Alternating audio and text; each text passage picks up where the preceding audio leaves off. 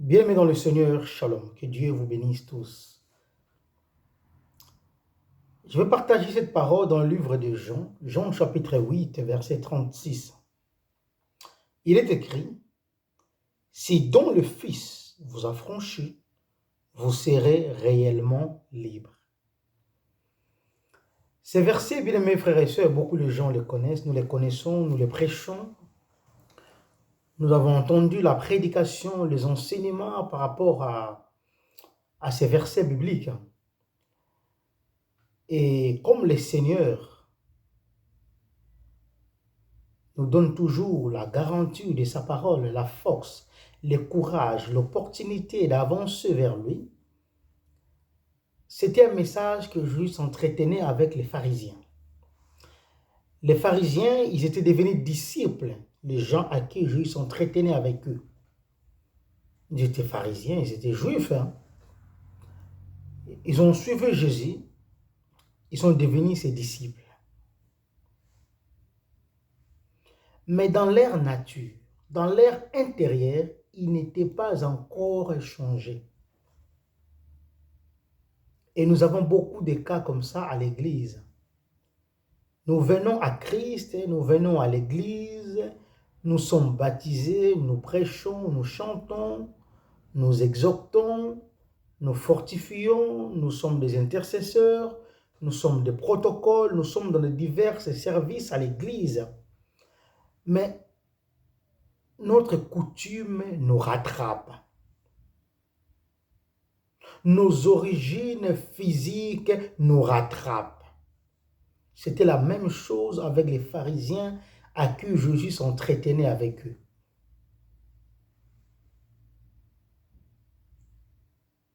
Il leur a dit la parole. Si donc le Fils vous a franchi, vous serez réellement libres. Ils ont écouté le discours de Jésus. Ils sont revenus à Jésus. Ils ont abandonné le judaïsme.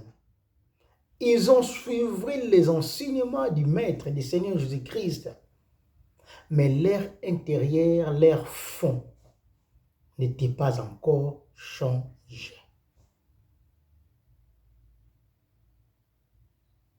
Quand Jésus a commencé à leur parler de la parole, ils ont mis des doutes. Ils se sont s'autoproclamés comme étant les descendants d'Abraham. Physiquement, oui. Cela a du sens. Mais spirituellement, non. Parce que leurs alliances ont été coupées avec le Seigneur. Beaucoup nous prions, mais notre alliance avec Dieu est brisée. Notre alliance avec le Seigneur n'y est pas. Un petit exemple dans la Bible, si nous regardons la vie de Jacob, c'est Dieu qui avait l'alliance avec Abraham. Quand le moment propice est venu, Isaac aussi a eu une alliance avec l'Éternel.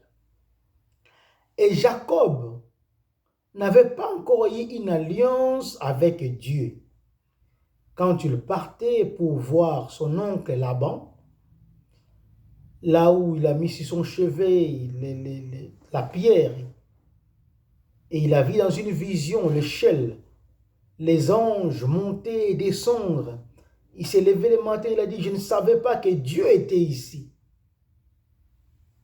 Pourquoi? Parce qu'il n'était pas encore en alliance avec le Seigneur. Bien qu'Abraham soit son grand-père, qu'Isaac soit son père, lui-même n'avait pas encore trouvé la voie avec Dieu. Ce n'est pas automatique quand tu es fils de pasteur d'avoir directement une alliance avec le Seigneur, non. L'alliance a été faite par exemple par ton père ou tes aïeux, comme fut le cas avec notre bien-aimé Timothée dans la Bible.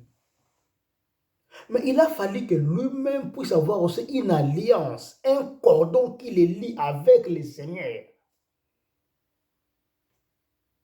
Chaque enfant qui naît sur la terre est lié avec les cordons de sa maman. Ah oui, c'est cela l'alliance avec le Seigneur. Tu ne peux pas prétendre être un enfant de Dieu sans avoir une alliance. Si nous revenons à la parole d'aujourd'hui, les enfants d'Israël, ils avaient une alliance avec Dieu par Abraham.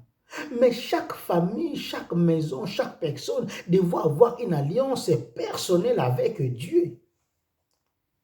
Et dommage, dans l'Ancien Testament, Dieu n'était pas leur père comme nous aujourd'hui. Ils ont méprisé la parole. C'est les mêmes gens que Jésus a dit, si vous connaissez ma parole, vous serez réellement mes disciples. C'est les mêmes gens que le Seigneur leur a dit, que vous avez pour père les diables. C'est les mêmes gens qui sont devenus disciples de Jésus, c'est les mêmes personnes. Il dit, vous avez pour père les diables. Parce que vos œuvres ne ressemblent pas aux œuvres d'Abraham. Vos œuvres ne ressemblent pas aux œuvres de Dieu, mais ressemblent aux œuvres du diable. Regarde ta vie. Est-ce le Fils qui t'a affranchi ou pas? Si le Fils qui est le Seigneur Jésus-Christ ne t'affranchit pas, tu n'es pas libre.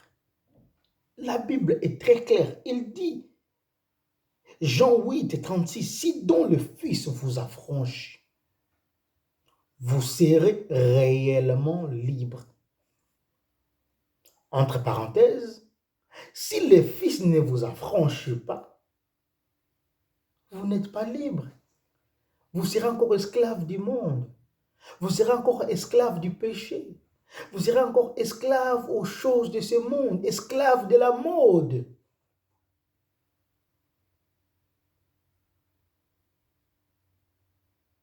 Bien-aimés, nous sommes à quelque part pour la fin de l'année. Nous sommes déjà au mois de novembre. Aujourd'hui, c'est le 8. Et puis après, nous allons terminer ce mois de novembre et aller au mois de décembre.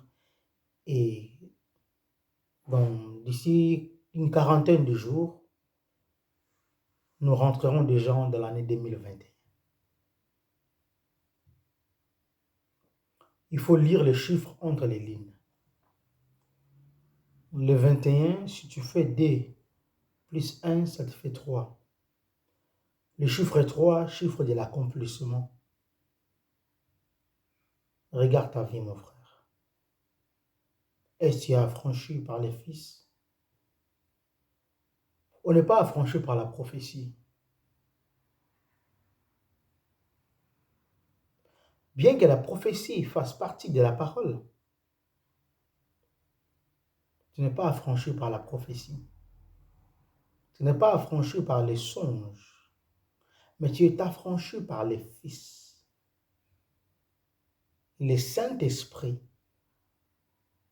te révèle les fils tel qu'il est, tel qu'il veut que nous puissions lui ressembler. C'est cela le défi que nous avons tous à relever, c'est ressembler au Fils. Pasteur comme fidèle, prophète comme membre de l'Église, croyant comme apôtre, nous sommes tous censés à relever ces défis de ressembler à Jésus. Car si le Fils nous a franchis, c'est en ce temps-là que nous serons réellement libres. Que Dieu nous bénisse tous, qu'il nous aide dans la parole et que nous ne puissions pas ressembler aux pharisiens. Ils n'ont pas déposé leurs habits des pharisiens. Comme la plupart de nous, nous venons à l'église, nous n'avons pas encore renoncé à nos coutumes. Nous ramenons nos coutumes, nos rites du tribu à l'église. Frères et sœurs, Dieu nous aime.